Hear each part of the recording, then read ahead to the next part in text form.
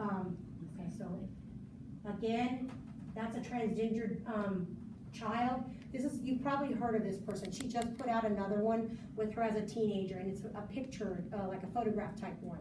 So she's a big, one of the big ones that came out, transgender teen. This one, again, two mothers. This one, I cannot, this is ridiculous. This is a board book. It's a board book for babies, basically. And it's very simplistic, but it talks about the different types of families.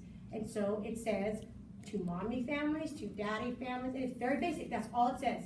Two mommy families, two daddy families, and then it talks about what they do together, like we play, you know, at the park, whatever, and that's why that was.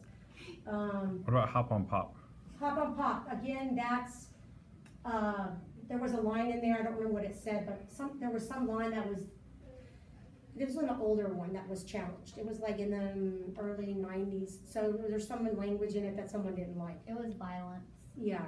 They thought the book instigated violence against fathers. Yeah, you're right. You're right. I remember that. My toddler likes to hop on Pop. And it is very violent. So. Okay, so these up here, these are the North Side books, I think. Oh my God.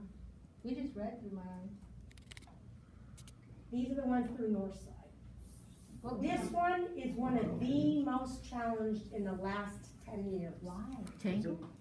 Okay, you ready for this? First of all, this is a true story about two penguins in New York City, I think, or Chicago, that adopted this baby egg and raised it. Well, if you know anything about penguins, who takes care of the eggs? The dads, hello. Well, they think it's because it's two males together. So is that where that episode from Parks and Rec came to? Probably, I don't know.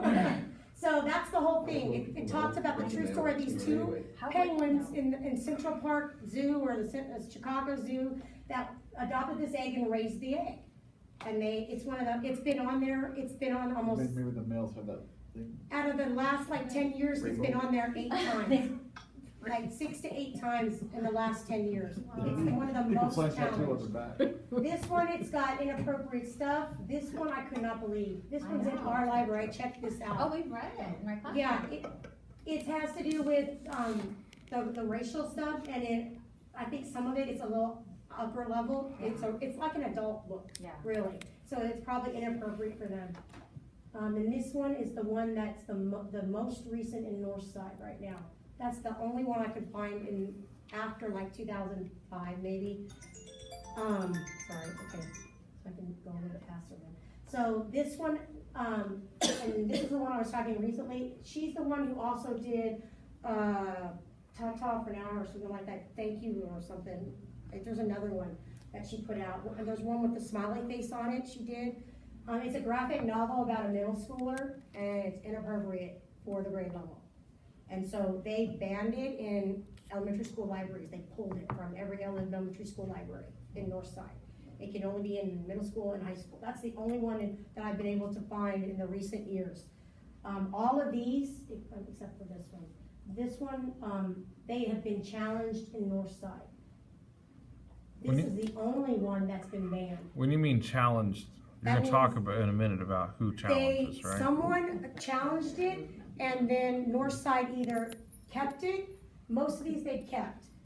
Drama was the only one that was pulled. Okay. And there was another one, and I think it might have been Drama, that they pulled that only 5th grade could see at Leon Springs, only 5th grade. It was a note, just Leon Springs could only view it in 5th grade, and then the other campuses were fine. So that's a case of certain, I think, areas or income areas being a little bit more. I thought that was interesting because all the other ones are older books. They're like early 2000s, 1998. So there's not, unless they're not tracking it, the form that they have, they use it for tracking. So these are the only ones that have been the most current, and this is the only one that's been pulled from elementary.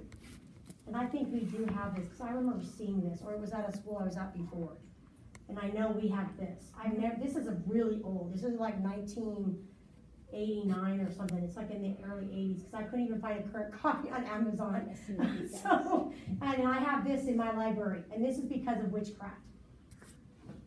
So, it's kind of, alright, so this is the end, that's the majority, okay, so, we already did that. Okay, top reasons of challenges: sexually explicit, not appropriate, religion, violence, explicit language, and then here, these are the most challenged. And I bet you know why Dave Pilkey has been the highest. Captain Underpants. This is upper grade. This one is that Indian one, the true story of a, I've never read it. It's something about an Indian, true diary of an Indian or something like that. It's one of them, it's another one that's been on there for like a long time, like Tango. Toni Morrison, I think that's more, it's not appropriate for the grade level. Even I think in high school that's upper level. John Green, almost every, even the ones that have been made into movies have been challenged.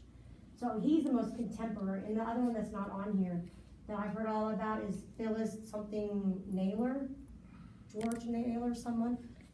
She's an older author. This one is by the Wallflower. Is that Rodolfo Anaya? Is that the Los Ultima? I think so. Right. Yeah, and then, this is the Hunger Games. This is she writes kind of horror teen. I can't think of a book off the top of my head. This is, you probably know who that is. Jeff Smith, that's the Bone guy. And I could not find a book by her, so I don't know what that is. Oops, there's one more. So by state, we are one of the most, it should have come up. Come on, where is it? Okay, sorry, I'm going quick. Okay, so we are one of the most, we have been challenging books the most in the United States, so the black being the highest. Yeah, we need to get over it. And then if you want to see that that map, there's a clickable map that you can go to on here that will tell you what cities, where, what book, what happened to it if you want. They track it through the censorship, there's a censorship place that they track it and they put it on there. And it tells you why, and most of the Texas ones have been in the, not very recent. Okay, out of the top 10 of the most current one, 9 of them out of the 10 have been related to diverse content. In other words, other cultures and lesbian, gay, bisexual, but mostly it's been other cultures. Here, who challenges them? 40%, which is the majority, are parents. And then these are like other patrons in like a public library. So this is not just school, this is throughout any library. And then the rest.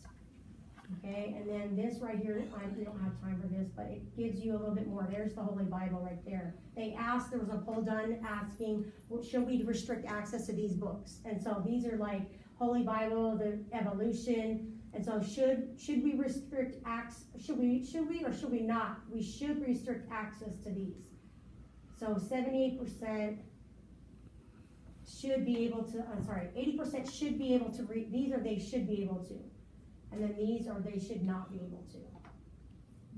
So if you notice this, the religious stuff is very high. All the religious stuff. And then down here, this is explicit language, violence, and witchcraft. Okay, so we don't have time to go into that in a little more, but. Okay, so this is the site that you can go to see what kind of books that are being banned each year. And these are some quotes. The books that the world calls immoral are the books that show the world its own shame.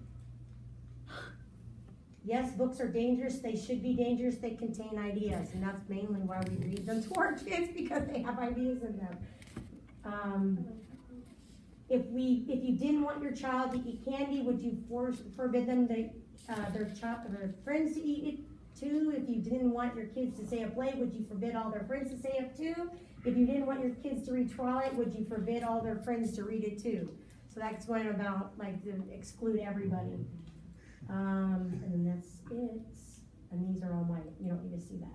Okay, so that's it. Thank you very much. But also, if you would like to know more about the top books, they're here on one side, and most of them are on transgender. And then this is some picture books that have been, not all of them that I showed you were put out, so there's more. And then I made a note what year north side. Thank you. I hope you learned something.